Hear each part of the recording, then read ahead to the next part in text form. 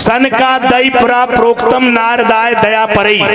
जैसे सूदी महाराज ने कहा इस कथा को सर्वप्रथम सनक सनंदन सनातन एवं सनत कुमार ने राजा परीक्षित के बाद नारद जी को सुनाया है। समझ रहे हैं आप? सुखदेव जी ने परीक्षित जी को सुनाया। इसके बाद पहली कथा सनक सनकादन सनंदन सनातन सनत कुमार, चार ब्रह्म बालक हैं ब्रह्मा जी के, इन्होंने नारद जी को हरिद्वार में आनंद नामक घाट पर ही कथा सुनाई है। तो जब बात जैसी सोनक जी ने सुनी तो सोनक जी बोली महाराज हमें आप ये बताओ कि नारद जी को मैंने सुना है कि एक घड़ी एक जगह नहीं ठहरती, एक घड़ी। और परीक्षित जब नारद बने थे तो परीक्षित जी 7 दिन कैसे बैठ सके हैं? जैसे जी हमारे परीक्षित जी है, जीव बताते एक जगह नहीं बैठा था,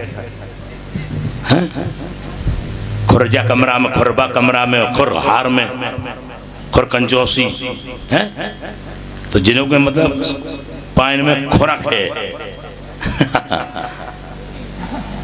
तो अब जी कैसे बैठी?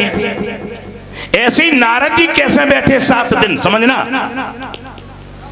तो ये बात लोगों ने सुनी तो बोले महाराज नारद को ठहरने का समय केवल एक घड़ी से ज्यादा नहीं, बल्कि गौ दोहने काल, गाय का दूध निकालने का वक्त जितना लगता है, एक गाय का दूध निकालने में समय कितना लगता है? ज्यादा 5 मिनट, खूब लगेंगे तो 10 मिनट। और एक घड़ी कितने मिनट की होती है? एक घड़ी 24 मिनट की होती है, क्योंकि 2.5 घड़ी में 1 घंटा बनता है। 2.5 घड़ी में ज्योतिष का विषय है ये, 2.5 घड़ी में 1 घंटा बनता है। तो 1 घड़ी में कितने हो गए मिनट? 24, 2 में 48 और आधे में 12, 48 12 7, तो 2.5 घड़ी हो गई, तो 1 घंटा हो गया। तो इसलिए 24 मिनट नारद जी एक जगह नहीं खड़े रहते थे, एक जगह नहीं बैठते थे। इस 7 दिन कथा कैसे सुन सके, हमें बताने की कृपा करो। और लिखा है विधस्त्रवे कुता प्रीति संयोगा कुत्र तई सह।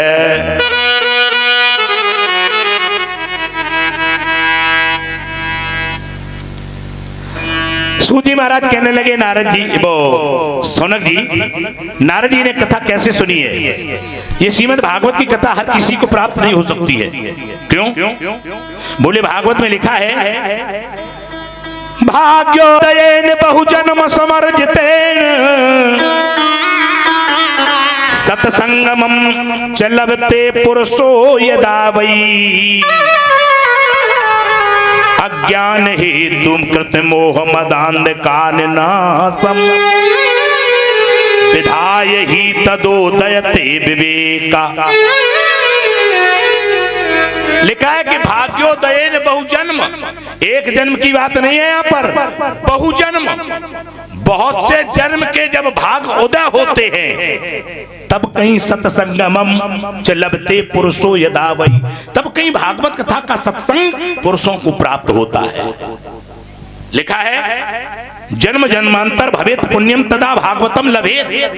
जब जन्म जन्मांतरों के पुण्य इकट्ठे हो जाते हैं, पुंज बन जाता है, पुण्य पुंज, पुंज पुण्य बिन मिले न संता।